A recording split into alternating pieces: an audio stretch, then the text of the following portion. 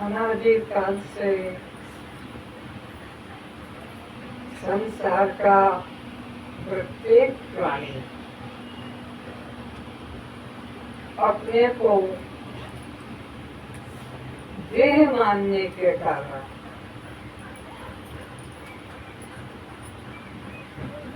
84 लाख योनियों में भटकता चला आ रहा।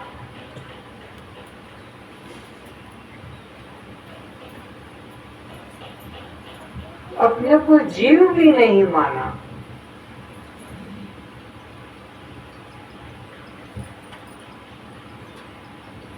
जीव तो 84 लाख योनियों में बदलता नहीं है।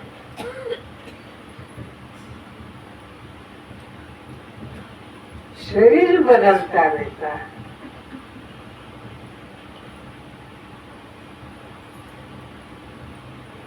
और इसी देह भाव को धारण करने वाला व्यक्ति आत्महत्यारा कहलाता, जबकि आत्मा की हत्या होती नहीं। आत्मा तो न शस्त्र से कटता है, न अग्नि से जलता है, न पानी से भीगता है, न पवन से सूखता है। फिर आत्महत्यारा क्यों कहा? आत्मभाव को जो जागने का सौभाग्य था मनुष्य शरीर में, वो चला गया, इसलिए इसे आत्महत्यारा कहा गया। और इसी आत्महत्यारे को फिर जो ब्रह्म से अपने को अलग मानता है, परमात्मा से अलग मानता है, उसको ब्रह्म हत्यारा कहा गया। तो जब तक यह जीव भाव एक बार सीधा बैठ गया चुपचाप, नहीं तो पीछे जाए, बार बार को लंबे पैर करता पागल सीधे रहे।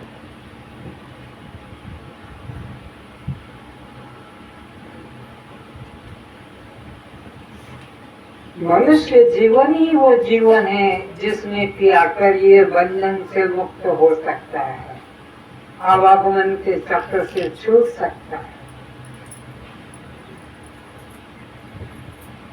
कर्म करके परमात्मा को कभी प्राप्त नहीं किया जा सकता, क्योंकि कर्म का कर्ता कर्म के द्वारा 5 ही प्रकार का जीवन में उपयोग लेता है।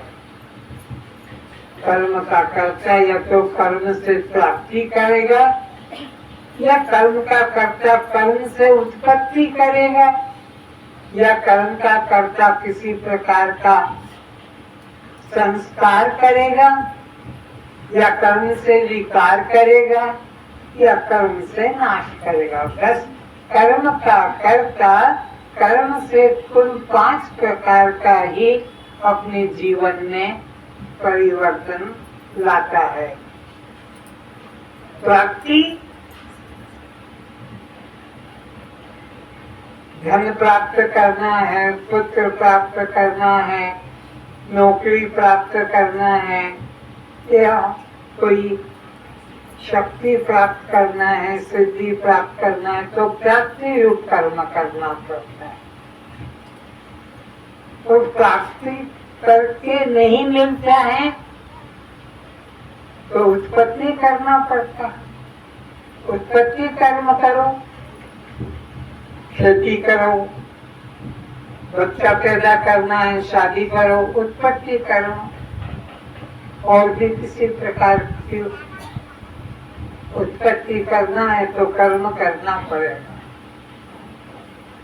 जो पदार्थ पेड़ से नहीं है उसकी उत्पत्ति करना पड़ता है। परमात्मा के लिए न प्राप्ति कर्म करना पड़ेगा, परमात्मा नित्य प्राप्त है, तो नित्य प्राप्त पदार्थ की प्राप्ति के लिए साधन की जरूरत नहीं, नित्य प्राप्त है। अब रहा उत्पत्ति वाली बात, जो प्राप्ति नहीं हुई है तो उत्पत्ति करना पड़ता है संसार में। परमात्मा अजन्मा है तो अजन्मा परमात्मा के लिए उत्पत्ति रूप कर्म करने की भी जरूरत नहीं पड़ती है, क्योंकि जिसका जन्म होगा उसकी मृत्यु हो जाती है। परमात्मा तो अजन्मा और अविनाशी है। तो परमात्मा के लिए जो प्राप्ति रूप कर्म में लगे हैं, यज्ञ कर रहे हैं, तप कर रहे हैं, जप कर रहे हैं, माला कर रहे हैं, पूजा कर रहे हैं, पाठ कर रहे हैं, तीर्थ कर रहे हैं, इनको परमात्मा की प्राप्ति नहीं होगी, क्योंकि परमात्मा नित्य प्राप्त स्वरूप है। तो नित्य प्राप्त की प्राप्ति नहीं करना पड़ती। और उत्पत्ति की बात आई तो परमात्मा के लिए उत्पत्ति रूप कर्म भी नहीं करना पड़ता, क्योंकि उत्पत्ति जिस पदार्थ की जाती है उस पदार्थ का नाश हो जाता है। उत्पत्ति जिसकी की जाती है वो पदार्थ पहले से नहीं होता है, फिर त्याग करते हैं और प्राप्त करके फिर नष्ट हो जाता है। परमात्मा तो अजन्मा है और अविनाशी। अविनाशी परमात्मा का नाश भी नहीं और अजन्मा परमात्मा के लिए जन्म भी नहीं। तो परमात्मा के संबंध में जो कर्म बेकार हो गए, या तो प्राप्ति वाला कर्म या उत्पत्ति वाला। तीसरा कर्म का उपयोग देखा कि विकार रूप कर्म। विकार रूप कर्म भी करना पड़ता है संसार में। संसार में प्राप्ति कर्म भी करना पड़ता है, संसार में उत्पत्ति कर्म भी करना पड़ता है, और संसार में जो है विकार कर्म भी करना पड़ता है। इधर से बच्चे बार बार गिर जाते हैं, इधर की सीढ़ी बंद कर दो, उधर की सीढ़ी चालू कर दो। यहाँ विकार कर्म करना पड़ता है। इधर से सूरज की धूप आती है, इधर दीवार खड़ी कर दो। परिवर्तन परिवर्तन। और भी इसी प्रकार का इससे ये हानि होती है, तो इसको रोक दो। विकार रूप कर्म संसार में जरूरी है। परमात्मा तो निर्विकार है और परमात्मा निराकार है। तो निराकार निर्विकार परमात्मा में कोई प्रकार का विकार करने की गुंजाइश नहीं, क्योंकि जो विकारी होता है वह परमात्मा नहीं। परमात्मा तो निर्गुण निराकार है। सगुण साकार में ही परिवर्तन होता है। परमात्मा निर्गुण निराकार होने से उसमें कोई प्रकार का विकार परिवर्तन नहीं होता। इसी प्रकार संस्कार की बात है, तो संस्कार करना पड़ता है। अब कोई गंदे हैं शुद्ध करो, बर्तन गंदे हैं शुद्ध करो, घर गंदा है शुद्ध करो, मुख गंदा है शुद्ध करो, बदन गंदा है शुद्ध करो। इस तरह से संस्कार कर्म संसार में जरूरी है शुद्धि के लिए। परमात्मा के लिए पता लगा कि वो नित्य शुद्ध है, तो नित्य शुद्ध परमात्मा में, निर्विकार परमात्मा में शुद्धि संस्कार करने की आवश्यकता नहीं है।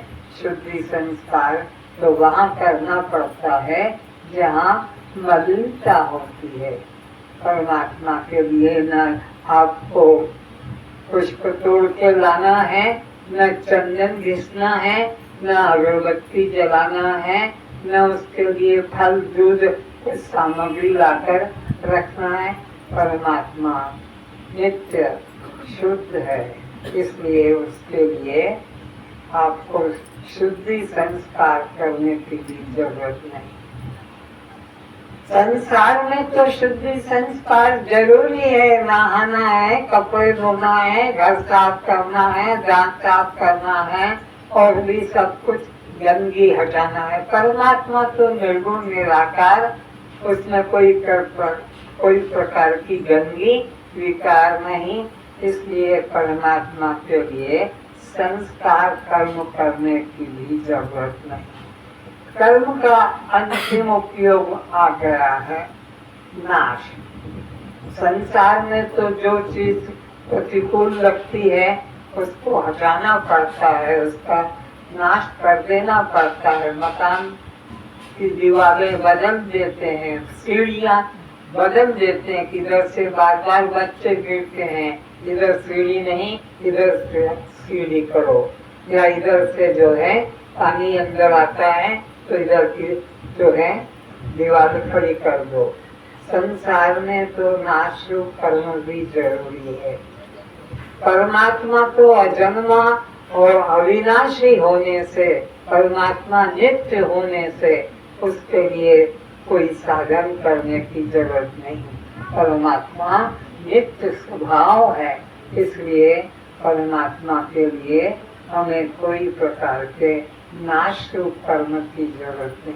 संसार में जिन 5 कर्मों को करने की अनिवार्यता है संसार में, परमात्मा के लिए उन 5 में से एक भी कर्म करने की आवश्यकता नहीं, क्योंकि परमात्मा नित्य प्राप्त स्वरूप है। परमात्मा अप्राप्त पदार्थ नहीं जिसके लिए साधन करना पड़ता है। अप्राप्त पदार्थ को पाने के लिए साधन करना पड़ता है। परमात्मा हमारा नित्य स्वभाव है, उसको पाने के लिए कोई साधन करने की जरूरत नहीं है। अब परमात्मा को हमें जानना है, परमात्मा को पाना नहीं है। परमात्मा कभी खोया नहीं है। अज्ञानता के कारण हम उसे साधन के द्वारा खोजने में लगे हैं, लेकिन परमात्मा हमारा स्वभाव, प्राप्त स्वभाव है। इस संबंध में कबीरदास जी का एक दृष्टांत देता हूँ। कबीरदास जी प्रातः काल अपने बच्चे के साथ, कमाल उसका नाम था, घूमने जा रहे थे। एक गांव के बीच में से निकलकर जा रहे थे, तो चलते चलते कबीरदास जी अचानक रुक गए। लड़का भी रुक गया। पिताजी न हिलते हैं न डुलते हैं, न जान उठाते हैं न झुकते हैं।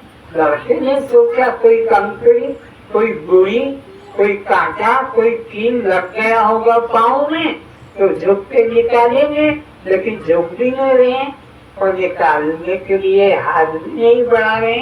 क्या बात है? इसने देखा पिताजी की तरफ, छोटा बच्चा था, तो पिताजी ने कबीरदास जी की आंखों से आंसू गिर रहे। अरे किसी से लड़ाई झगड़ा नहीं, बातचीत नहीं हुई, और कबीरदास जी की आंख से आंसू क्यों गिर रहे हैं? लड़का ज्ञानी है, ज्ञानी का बेटा तो ज्ञानी होता है। उसने देखा कि पिताजी की दृष्टि किधर है, न इधर न उधर हिल रही, एक जगह टिकी हुई है। एक महिला चक्की चला रही है और दाने डाल रही है। कबीरदास जी उस अपनी दृष्टि को महिला पर टिकाए हुए हैं। कबीरदास जी का बेटा ज्ञानी है, वो देख रहा कि दाना डाल रहा है वो महिला चक्की में, और वो दाना पिस रहा है। दाना डाल रहा है और चक्की में पिस रहा है। यहीं पर देख लो, यहाँ से दाना डाला जा रहा है और वो पिसता चला जा रहा है। कबीरदास जी का बेटा कि चलती चक्की सब कोई देखे, कील न देखे कोई, वो जो मध्य में कील है, जो धुरी है, उधर कोई नहीं देखता है। इधर को देखो, ये अचल है, कीली अचल है और वह ऊपर का हिस्सा घूम रहा है। एक अचल है और एक चल रहा है, बिना अचल के चल नहीं सकता। तो इस प्रकार से बीच में जो है वो अचल है। तो चलती चक्की सब कोई देखे, कील न देखे कोई, और कील पकड़ कर जो रहा, जो दाना इस कील के पास में है वो बिल्कुल सुरक्षित है, वो सुरक्षित है। लेकिन जो कील से हट गया वो टुकड़े टुकड़े हो गए। तो यहाँ पर इशारा है अद्वैत का। तुम्हारे अंदर जो है एक अद्वैत तत्व है, जिसके सहारे से जो है जीवात्मा 84 लाख में भटक रहा है। चलती चक्की देख के दिया कबीरा रोए, चलती चक्की देख के दिया कबीरा रोए, दो पाटन के बीच में साबुत बचाना कोई। दो पाटों के बीच में जो दाना है उसमें कोई बचेगा नहीं। तो कबीरदास जी का बेटा कहता है, अरे दृष्टि हटाओ, उस महिला के तरफ से दृष्टि हटाओ, दृष्टि करो तो मध्य में करो। चलती चक्की देख के दिया कबीरा रोए, दो पाटन के बीच में साबुत बचाना खोल। तो उसका बेटा कमाल कहता है, चलती चक्की सब कोई देखे, कील न देखे कोई, और कील पकड़ कर जो रहा साबुत बचाने सो। तुम्हारा शरीर में जो परिवर्तन आ रहा है, बाल्य और जवान, बाल्य से किशोर, किशोर से जवान, और जवान से बूढ़ा, और बूढ़े से जो मृत्यु, ये परिवर्तन आ रहा है। लेकिन जो अंदर है एक वस्तु जिसमें कोई परिवर्तन नहीं होता है, वो आत्मा है। उस पर दृष्टि करो तो कल्याण है। देह पे भाव रखोगे मैं पने का तो 84 लाख दुनियों के चक्र से कभी मुक्त नहीं हो पाओगे। 84 लाख का चक्र से मुक्त होना है तो सबको, जो भी बन के बैठे हैं, डिग्री वाले, धन वाले, पति वाले, पत्नी वाले, पुत्र पुत्री वाले, बहू बेटा वाले, नौकरी, सब अपने उपाधियों का अहंकार तोड़ दो मन से, कर्म होने दो देह के द्वारा, मन से कर्म का अहंकार तोड़ दो तो तुम मुक्त हो और मुक्त ही रहोगे।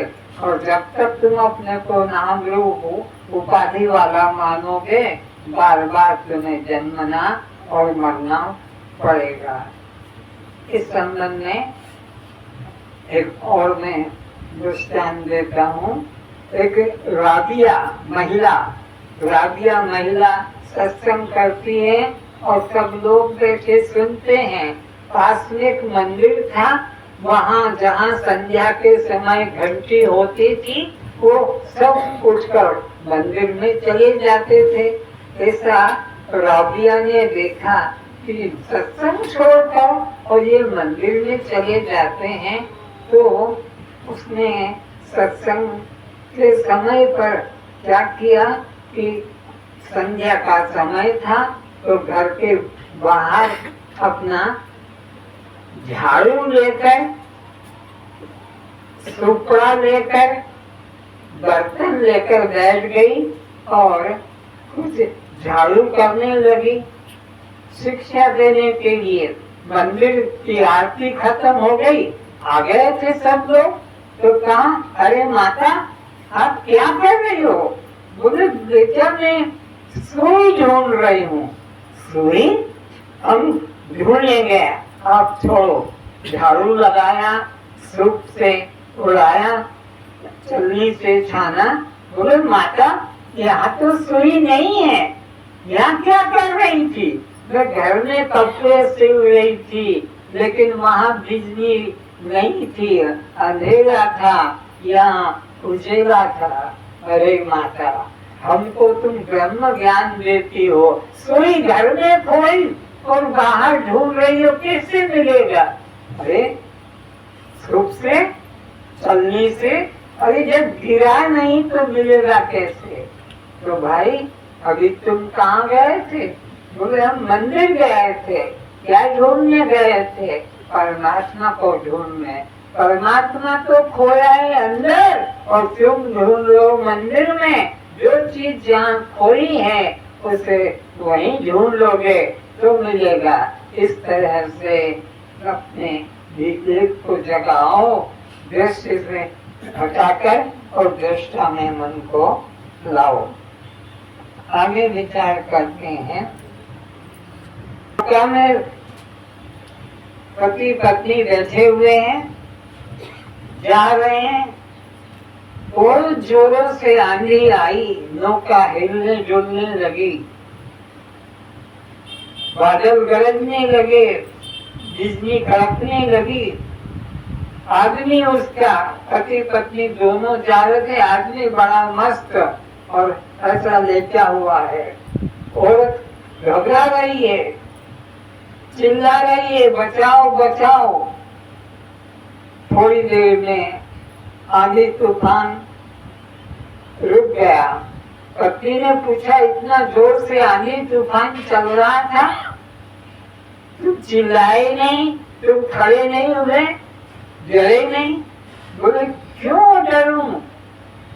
मैंने तो अपना मन परमात्मा में जोड़ रखा है। तो परमात्मा के साथ में जिन्होंने मन जोड़ रखा है, उनको देख के कोई भी रोग का, बीमारी का, देह की किसी अवस्था का मन में दुख नहीं होता है। थोड़ी देर बाद में वह पत्नी पति के पास बैठी रही और फिर से आंधी आई, नौका गिरने लगी। तो औरत भी शांत बैठी है। आदमी ने पूछा, तुम इतनी शांत बैठी हो? अभी नौका जगमग हो रही थी, बादल भी गरज रहे थे, तुम्हें डर नहीं लगा? बोले क्यों डर लगेगा? तुम मेरे पति, मैं तुम्हारी पत्नी, मैं तुम्हारे साथ हूँ, तुम पास में हो तो मुझे डर नहीं। वो जैसे पत्नी ने पति को समर्पित कर दिया और डर नहीं लगा, इसी तरह परमात्मा के प्रति जिसने अपने को समर्पित कर दिया है, उसको किसी प्रकार का डर भय नहीं लगता है। तो जब तक आत्मज्ञान प्राप्त नहीं करता है कोई जीव, तभी तक यहाँ दर्द दुख सहना पड़ता है। जब आत्मज्ञान हो जाएगा तो फिर उसको संसार का कोई प्रकार का दुख दर्द सहाय नहीं, डर नहीं कर सकता। तो कील पकड़ कर जो रहे, कील नाम है आत्मा का, आत्म भाव में जो रहेगा उसको फिर मृत्यु नहीं छू सकती है। मृत्यु किसको छुएगी? देह को। तो हम बोलने तो लग जाते हैं दृष्टा साक्षी आत्मा, लेकिन अंदर से तो अपने को देह ही मानते हैं। किसी का बाप, किसी का बेटा, किसी का पति, किसी की पत्नी, किसी का पुत्र, किसी की पुत्री, किसी जाति का मानते हैं। ये शब्द ज्ञान से कल्याण नहीं होगा। अपने को देह भाव से पूर्ण रूप से मुक्त करना है। देह की कोई क्रिया को अपनी क्रिया, देह की किसी अवस्था को अपनी अवस्था नहीं मानना है। अस्तु देह भाव ही बंधन का कारण है। देह भाव से मुक्त होना ही मुक्ति है। और इस शिविर के माध्यम से यही आपको सिखाया गया कि तुम यह देह भाव जो लेकर आए हो, एडमिशन लिया है, जिसने अपने पिता का या पति का नाम दिया है, यह शुरू में, लेकिन अब तुमको जो प्रमाण पत्र दिया गया है उसमें तुम्हारा कोई पिता या माता नहीं, तुम स्वयं आत्मा और ये भाव का बोध कराया गया है। तो सत्संग करते रहोगे, सत्संग तुम्हारे एरिया में, तुम्हारे घर में, पाड़े में, गांव में, तो सत्संग में बैठकर अपनी इसी विद्या का दोहरा करते रहोगे, चिंतन करते रहोगे, तो तुम कल्याण को प्राप्त होगे। और खाली शब्द रच लिया, अर्थ नहीं किया। कल में देख रहा था जितने लोग अनुभव करने आते थे, कोटि कोटि प्रणाम, कोटि कोटि प्रणाम। जो आया एक बार में प्रणाम करने में लज्जा आती थी, सीधे आकर बैठ गए और गुरुदेव को कोटि कोटि। कोटि कोटि का मतलब है करो करो। और जहाँ एक बार भी झुकना नहीं आता, एक बार में प्रणाम किसी किसी ने किया है, और बाकी सब लोग बस एक ही शब्द, कोटि कोटि प्रणाम, कोटि कोटि प्रणाम। अरे तू 101 बार करके दिखा दे, 11 बार को करके दिखा दे, एक बार भी होता नहीं, कोटि कोटि प्रणाम। तो ऐसे ही में दृष्टा साक्षी आत्माओं, जन्म मरण धर्म देह का है, भूख प्यास प्राण का है, सुख दुख मन का है, और गंध मोह जीव का बोल दिया। लेकिन अंदर से मेरा कल्याण कैसे होगा, मेरा ये कैसे होगा, मेरा वो कैसे होगा। अभी भजन चल रहा था, साक्षी रूप दिखा दिया। और साक्षी देखने का थोड़ी है, साक्षी तो स्वयं है, लेकिन बोले जा रहे तो बंदी लगाकर अच्छा लगता है वो कि गुरुदेव ने ये करा दिया, ये करा दिया। लेकिन साक्षी को देखा जा सकता है, साक्षी तो हमारा स्वरूप है। लेकिन बोल कोई सब लोग दोहरा रहे थे। तो कहने का मतलब है विवेक पूर्वक, विवेक नहीं होगा तो कल्याण नहीं होगा। 4 प्रकार के अनिवार्यता है। विवेक चाहिए, गुरु के पास जाने के लिए वैराग्य भी चाहिए, संपत्ति भी चाहिए, और मुमुक्षुता। जब ये 4 चीजें होगी, विवेक, वैराग्य, संपत्ति और मुमुक्षुता, तब जाकर हम अधिकारी बनेंगे। अधिकारी बनना पड़ेगा। तुमको कॉलेज में जाना है तो पहले अधिकारी बन, हाई स्कूल करो तब तुम कॉलेज में एडमिशन पाओगे। इसी तरह तुमको चाहिए तो साधन संपन्न होना चाहिए। विवेक, और विवेक क्या है? जड़ चेतन दृश्य, दृष्टा अनात्मा, आत्मा शव शिव पर प्रकाश स्वयं प्रकाश, इस तरह से विवेक होना चाहिए। हमें तो पता ही नहीं जड़ क्या है और चेतन क्या है, शब्द रचनी है नहीं। ये शरीर जो है जड़ है और मैं चेतन हूँ। यह जो है दांत शव है, लेकिन मैं शिव हूँ। जो अनात्मा है उसको शव कहते हैं, आत्मा को शिव कहते हैं। तो विवेक भी हो और वैराग्य कितना हो, ब्रह्म लोक तक की इच्छा न करो। यहाँ से लेकर ब्रह्म लोक तक की इच्छा न करने को वैराग्य कहते हैं। तुम्हारा तो पहली शर्ट में, साड़ी ब्लाउज में, जूता चप्पल में, नाना प्रकार की वस्तु में मन अटका हुआ है। ऐसा जूता, ऐसी चप्पल, ऐसी साड़ी, ऐसा ब्लाउज, ऐसा पैंट, ऐसा शर्ट, ऐसी गाड़ी, ऐसा किसी ने फंसा है। ब्रह्म लोक, ब्रह्मा के लोक तक में भी भोगों की वासना ना हो, तब जाकर हम उसके अधिकारी बनते हैं। तो शर्त संपत्ति, मकान, धन, संपत्ति संसार में है। इधर परमात्मा के तरफ शम, दम, श्रद्धा, तितिक्षा, उपरामता, समाधानता, ये 6 प्रकार की जो है सामग्री हो, तब तुम ब्रह्म ज्ञान के अधिकारी बनोगे, ब्रह्म ज्ञान को प्राप्त करोगे। इस तरह से संपत्ति चाहिए। और चौथा है मुमुक्षा, मोक्ष की इच्छा। और कोई इच्छा नहीं, कोई इच्छा नहीं। जब दशरथ जी ने राम जी को कहा कि हे राम, मैं तुम्हें राजा बनाना चाहता हूँ, जाओ पहले पूरे देश पर यात्रा करो, इस देश का, इस राज्य का क्या नियम है। और 6 महीने की यात्रा के बाद राम घर में आकर लेट गए।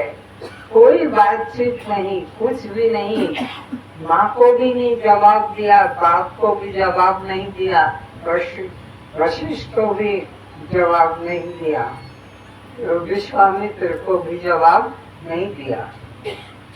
जवाब दिया तो एक दिया, किसको दिया? वशिष्ठ जी को, कि मरने के पहले मैं आत्मा को जानना चाहता हूँ। न स्वर्ग की इच्छा है, न वैकुंठ की इच्छा है, और किसी पदार्थ की मेरे को इच्छा, बस मुझे जानना है। तो इस तरह से वैराग्यवान व्यक्ति मोक्ष की इच्छा को लेकर जाएगा। वो गुरु के निकट बैठकर फिर श्रवण करेगा। श्रवण के मंत्र में वेदों के महावाक्यों का तात्पर्य से निश्चय करेगा। वेद में कहा है अहम ब्रह्मास्मि, अयम आत्मा ब्रह्म, प्रज्ञानम ब्रह्म, तत्त्वमसि। तो अपने ऊपर घटाएगा, हो मैं ब्रह्म हूँ, यह मैं आत्मा ही ब्रह्म है, ज्ञान स्वरूप आत्मा ही ब्रह्म है। और तत्त्वमसि वह जिसे मैं करके बोल रहा हूँ, वह आत्मा ही ब्रह्म है। इस प्रकार का बोध जगता है, तब जाकर जीव का कल्याण होता है। इसके लिए सत्संग ही बस एक मात्र साधन है। बिन सत्संग विवेक न हुई, और राम कृपा बिन सुलभ न सोई। तुम लोग बैठे हो, सत्संग में आए हो, तो तुम पर राम की कृपा, ब्रह्म की कृपा, ईश्वर की कृपा हो गई है, तो तुम यहाँ आकर घर परिवार, नौकरी, बच्चे छोड़कर या साथ लेकर आए हो। तो बिना हरि कृपा मिले नहीं संता, और बिना गुरु भगवान की कृपा के संत भी नहीं मिलता। अस्तु अपार कृपा हो गई है, जो सत्संग में आए हो और गुरु मिल गया है। तो तुम्हारा गुरु जो है, गुरु का एक हाथ परमात्मा ने पकड़ रखा है, और तुमने गुरु का हाथ अगर पकड़ लिया तो तुमको परमात्मा पकड़े हुए। तुम्हें चिंता करने की जरूरत नहीं। गुरु ने परमात्मा का हाथ पकड़ा है, तो गुरु का हाथ तुमने पकड़ लिया, तो तुम परमात्मा के द्वारा सुरक्षित हो। तुम्हें चिंता करने की जरूरत नहीं। अगर गुरु के प्रति तुम्हारी श्रद्धा जगमगा रही है, ये गुरु कैसा, ये गुरु कैसा, तो फिर गुरु के प्रति जब संदेह है, तो फिर तुम्हारा कल्याण नहीं हो सकता। गुरु साक्षात परम ब्रह्म। डॉक्टर के प्रति अगर संशय करोगे तो तुम रोग से मुक्त नहीं हो सकोगे। डॉक्टर क्या खाता है, क्या करता है, ये तुम्हें देखने की जरूरत नहीं। रोगी को क्या आदेश देता है कि तुमको मांस मछली नहीं खाना है, अंडा नहीं खाना है, शराब नहीं पीना है, मांस मछली नहीं खाना है, तुम्हें दूध और दूध से बनी वस्तुओं का प्रयोग नहीं करना है। तुमको ये गुरु के वचन को धारण करना है अपने कल्याण के लिए। और तुम गुरु के ऊपर ही ये तो ऐसा करता है, ये तो ऐसा खाता है, तो हमारा कल्याण कैसे करेगा। कल तुमको बताया था कि गीला नारियल को मारा, क्यों? अंदर का भी टूट गया था, और बाहर वाले दूसरे सूखे नारियल को चोट मारा, अंदर वाला ज्यों का त्यों था। क्यों? वो बाहर वाला जो था अंदर वाले से चिपका था, अंदर वाला बाहर वाले से चिपका था। तो गीले नारियल को तोड़ोगे, अंदर वाला भी टुकड़े टुकड़े हो जाएगा। लेकिन सूखा गच्च गच्च आवाज करता है, उसको तुम मारोगे तो वह अंदर वाला जो का त्यों रहेगा, उसमें कुछ असर नहीं। तो पूछा था राम जी ने अपने गुरु से कि गुरुदेव मेरे मन में एक प्रश्न है, एक व्यक्ति को थोड़ा दुख भी बहुत दुख लगता है और एक व्यक्ति को बहुत दुख आने पर भी दुख नहीं लगता है, इसका कारण समझाओ। तो उसको राम को ही गुरु वशिष्ठ ने नारियल दिया, जो पानी वाला था उसको तोड़ कर लाया। राम लोग, अरे मैंने कहा था अंदर वाला सुरक्षित देना, तू तो टुकड़े करके दे आए। बोली बात स्पष्ट गुरुदेव, अंदर वाला जो है बाहर वाले से चुपता था, तो बाहर चोट पड़ेगी तो उसे टूटेगा। ये ले नारियल दूसरा दिया, तोड़ के लाया, अंदर वाला सुरक्षित। ये सुरक्षित कैसे? बोली बात स्पष्ट है, अंदर वाले ने बाहर वाले से संबंध है, तोड़ लिया तो बाहर से चोट पड़ी, बाहर टूटा, अंदर वाला जो करते हो। तो जब तक तुम अंदर वाले से अपनी प्रीति नहीं करोगे तब तक तुमको देह का दुख सताएगा, थोड़ा दुख भी बहुत दुख लगेगा। तुम ज्ञान पाया है, शब्द रच लिए हैं, जन्म मरण शरीर का, भूख प्यास प्राण को, सुख दुख मन को, बंध मोक्ष, ये शब्द तो रच लिए, लेकिन देह का अहंकार मन में जुड़ा है तो देह टूटेगा, देह रोगी होगा, देह में कष्ट आएगा, तुम अपना मानोगे। तो तुम्हें गीला नारियल रहना है कि सूखा नारियल? सूखा नारियल। कौन सा नारियल? सूखा नारियल, जो अंदर वाले ने बाहर वाले से विशेष कर दिया, दूर कर दिया है। तो अंदर वाला है सो हम वो में हूँ, ये बाहर वाला में नहीं, बाहर वाले में रहोगे इसी प्रकार दुख को प्राप्त होते रहोगे।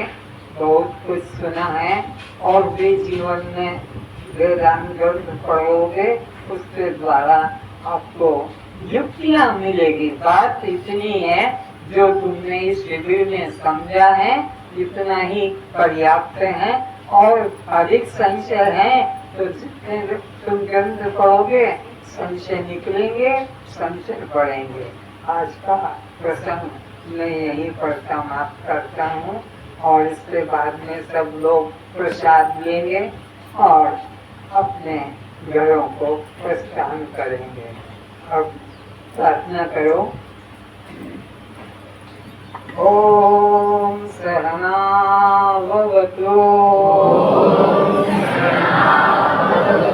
सहनो भुनक्तु सह वीर्यं करवावहै तेजस्विनावधीतमस्तु मा विद्विषावहै। ओम शांति शांति शांति।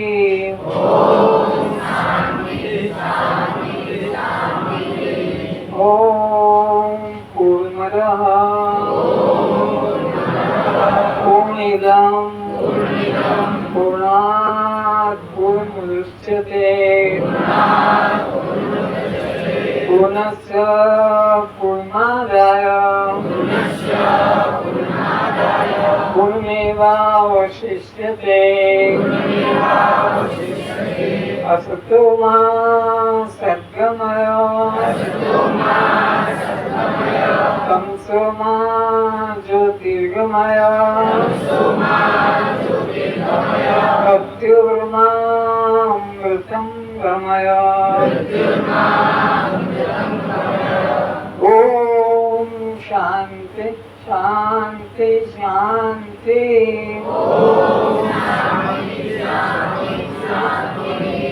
जब मैं चलती हूँ परमात्मा ही मुझ में चलते हैं, जब मैं देखती हूँ परमात्मा ही मुझ में देखते हैं, जब मैं सुनती हूँ परमात्मा ही मुझ में सुनते हैं, जब मैं बोलती हूँ परमात्मा ही मुझ में बोलते हैं, जब मैं कर्म करती हूँ परमात्मा ही मुझ में कर्म करते हैं, जब मैं सोती हूँ परमात्मा ही मुझ में सोते हैं। जब मैं उठती हूँ परमात्मा ही मुझ में उठते हैं। जब मैं खाती हूँ परमात्मा ही मुझ में खाते हैं। जब मैं पीती हूँ परमात्मा ही मुझ में पीते हैं। कोई भी कर्म कोई भी कर्म बिना परमात्मा की शक्ति के बिना परमात्मा की शक्ति के इस मुर्दा शरीर से नहीं होते हैं। इस मुर्दा शरीर से नहीं होते हैं। सभी कर्म सभी कर्म परमात्मा की शक्ति से परमात्मा की शक्ति से इस शरीर में हो रहे हैं इस शरीर में हो रहे हैं। और वो शक्ति और वो शक्ति निर्गुण निराकार निर्गुण निराकार सर्वव्यापी सर्वव्यापी मैं स्वयं हूँ। मैं स्वयं हूँ। मैं ये देह नहीं हूँ। मैं ये देह नहीं हूँ। ओम शांति शांति शांति। ओम शांति शांति शांति।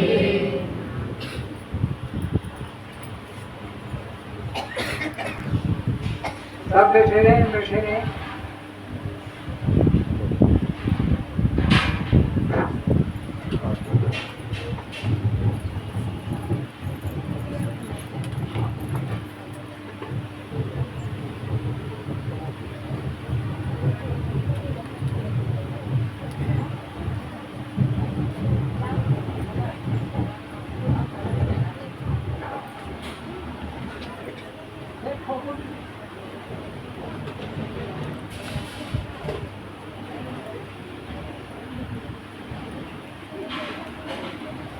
ଦକ୍ଷିଣଟା ଏଇଠି ଦେଇଦେବା ତ ନା ମେସିନ୍ ରଖିଦେବା ଏଠି।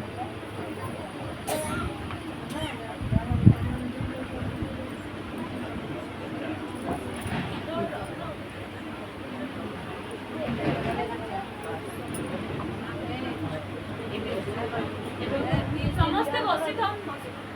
କାଲି ସୁରକ୍ଷା ହେଇଥିଲା।